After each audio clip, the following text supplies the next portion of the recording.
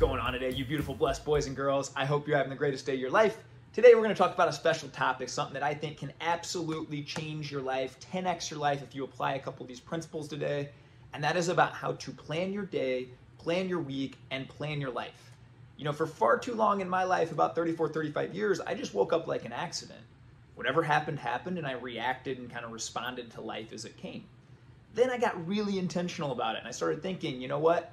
We plan big events, we plan a wedding, we might take a year to plan that.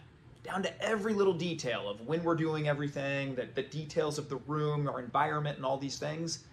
You know, we might plan a vacation. We might take months to plan a vacation. You know, we got a big family vacation coming up. I want to know what we're doing every minute of every day. We want to pile in as much as we can. And these big events in life will put a lot of intent behind.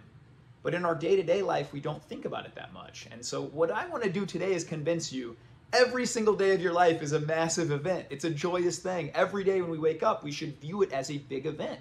So we should plan carefully and make sure that we're not wasting time and make sure that we're achieving and moving the mark to the person that we want to become. So recently, one of my teammates on Twitter, I love all my teammates on Twitter, thank you guys, shot me this message right here that said, "Hey Ty, thanks, I appreciate following you and a lot of the content you put out. You talk about planning a lot and planning your day, but I don't know what that means. Can you please shed some light on that?" So that is what this video is going to be about today. I got 5 takeaways and 5 things you guys can implement today that I promise you if you apply these, they will 10x your life. You know, I look at my life back 4 or 5 years ago when I was waking up like an accident. And now that I put some intent behind it and I plan out my days and plan out my weeks and have some structure and routine, boy, it's moved the needle and made a big difference. One of the OGs of planning, our boy right here, Mr. Benjamin Franklin, said, "If you fail to plan, you are planning to fail." That's pretty wise, man. That's some wisdom a couple hundred years ago that really gets hard and goes back. So we're going to break into it today, get the top five things that we can do to plan better and live a more intentional life. It's all about the Benjamins, baby. Number 1, the first one, is plan your weeks. Now this is really easy. This is a every Sunday thing for my family and I. My wife have a few things that we do.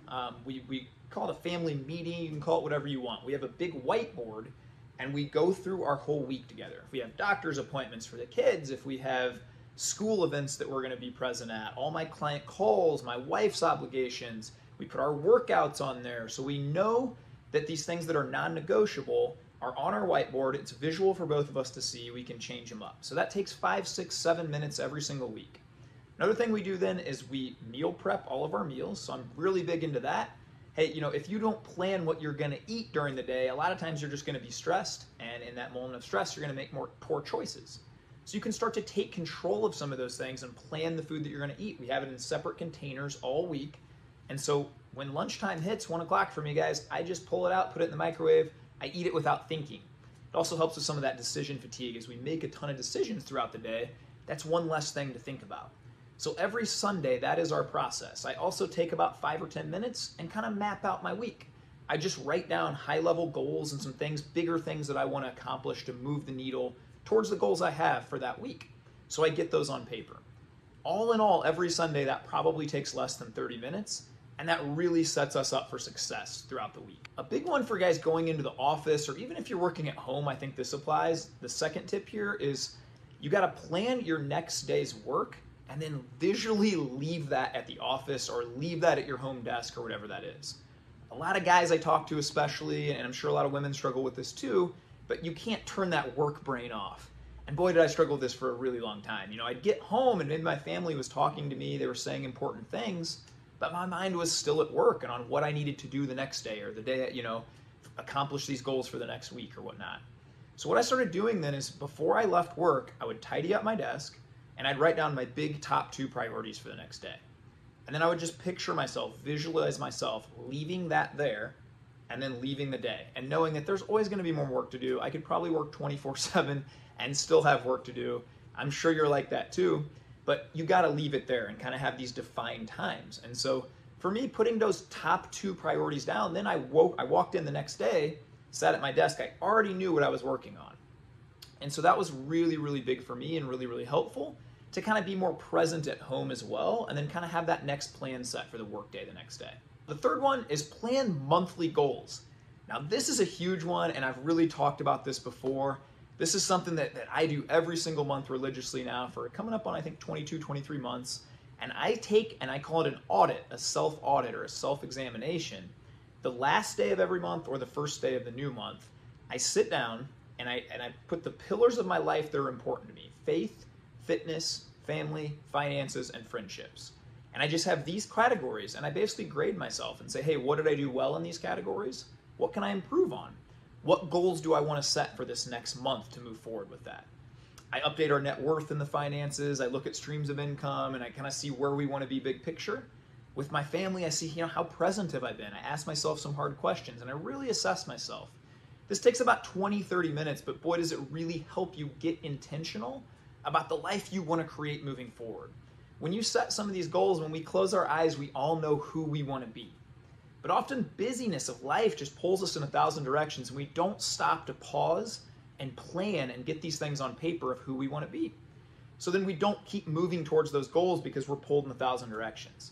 By doing this one simple thing for 30 minutes a month, it has really changed the trajectory of my life. When I look back at some of those first ones that I wrote out of the things I wanted to do and improve 20 months ago, I've far exceeded those now 20 months later just by being really intentional about it and creating the kind of life that I want. So I'd urge you to take 30 minutes tonight at the start of the next month and do that. The fourth one, guys, is plan long-term goals. Now, if anybody knows me, it's kind of a joke around my house. I've got 15 notebooks. I've got a notebook for every different idea, for different business things, for friendships. I even have a notebook on Annie of things I want to do and my wife and all these things. But this is a really big one. I think everybody should have it.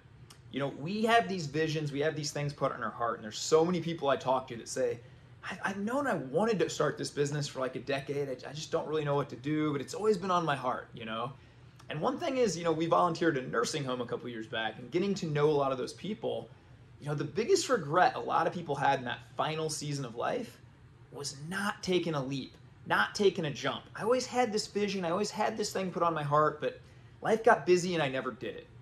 When I started hearing people say that, I decided I need to have one map, a roadmap, so to speak, for my long-term vision. When I feel a tug and when I feel like I want to do these things, I need to get them on paper. So I have one journal that's just free writing, but I go to it at least weekly, and it's just long-term vision and ideas. Where I want to be. What are some of the goals I'm at? Maybe I'm trying to move the needle on social media and try and get to these points. Okay, well, what's it take to get there? Let's reverse engineer and back. Hey, I want my body to look this certain way in a couple years. When I hit 40, I want to be in better shape than I was when I was 20. What's that look like? What do I need to do? Let's start mapping it out. Hey, I want my marriage to look like this. Well, what do I need to do? If I want my marriage to be better than the honeymoon 10 years in, I'd better start doing these things and reverse engineer it. So I would urge you to start to plan your life very intentionally with those long-term goals in mind. Think of the end of your life. Think of yourself on your deathbed. To some, that's a scary thing. To me, it's very freeing because we're all going to get there. But I want to be able to look back and say I left nothing on the table, that I took my shot, that I was intentional every day, that I was present for all these moments. And so I would urge you guys to start thinking of your life in that way. Hey, if I was on my deathbed, what would really matter to me? And then start to work it out back in your life and the day-to-day and see what matters. The fifth thing, guys, and this is the massive one, this is the biggest thing that's changed my life and my clients' lives. If I could tell you to do one of these tips, it would definitely be this. Every single night before I go to bed, without fail, and I'm on month 21, 22 of this now too, without missing a day, is you need to take 2 minutes and high-level overview your next day.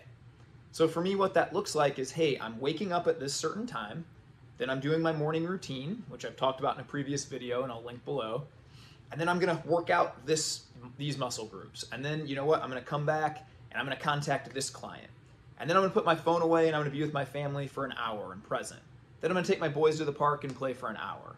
Then I have my 2 client calls back to back. Then I'm going to take a family walk and do that. Then I'm going to hang out with my wife. And then I'm going to work on the thing that I'm working on. Then I get to pick up my daughter. It's just a high-level overview going down my day so that nothing happens like an accident. I cannot tell you how much time this saved me because I used to just kind of think, well, what am I doing today? And I was kind of aimless and I was very much reactive.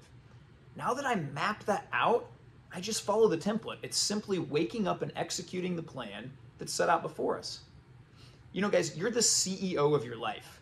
If you really think about it that way and you really get intentional, every great company that you would study or look at, they don't just wake up on a certain day and say, well, what are we going to do today? They have a vision for their life. They have a lot of intent behind what they're doing. Everything they're selling has intent and has messaging behind it. Every kind of message that goes into their company's kind of bloodline, I mean, they know where they're trying to move the needle to. And so I would encourage you to start to think about your life. You're the CEO of it. Where do you want to get to? Picture yourself in a year from now, 5 years from now. Where do you want to be? What do you want to accomplish? What do you want to do? As a great CEO, you got to start to plan. You got to start to be intentional about these things and take control. And don't just wish, well, I wish I was rich. I wish I got in shape. I wish I had a better marriage. I wish I was more present dad. I wish I got the promotion. You got to get these things on paper and start to plan and work them out and start to run your day.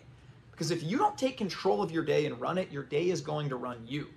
And that's when you start to feel depleted. And that's when you really start to feel like I'm getting pulled in a million directions because you don't have a plan.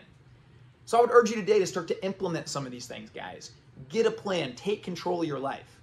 Above all else, be kind to yourself. Be kind to others. Let's go have the greatest day of your life. Thanks for listening, guys. Have the best day and bless up.